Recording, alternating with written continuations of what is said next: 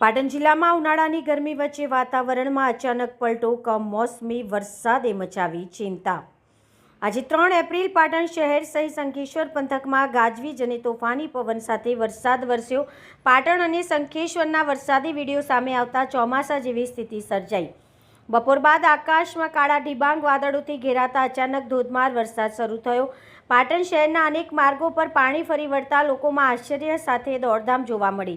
શંખેશ્વર સહિત ગ્રામ્ય વિસ્તારમાં પણ પવનના સુસવાટા સાથે વરસાદ ખાબક્યો। કમોસમી વરસાદથી ઉનાળુ બાજરી, કેરી અને જીરું જેવા પાકને નુકસાનીની ભીતિ ઊભી થઈ। ખેતરોમાં ઉભેલા તેમજ કાપણી માટે તૈયાર પાક પર માવઠાનું સંકટ તોડાઈ રહ્યું છે। પાટણના શાક માર્કેટમાં ખુલ્લામાં પડેલો ખેડૂતોનો માલ પલળી જતા વેપારીઓમાં ચિંતા ફેલાઈ। ગરમીમાં આંશિક રાહત મળી હોવા છતાંય પાટણ જિલ્લામાં ખેતી અને વેપાર ક્ષેત્રે નુકસાનનો ભય યથાવત છે। રિપોર્ટર પંકજ સાધુ, રાધનપુર, પાટણ।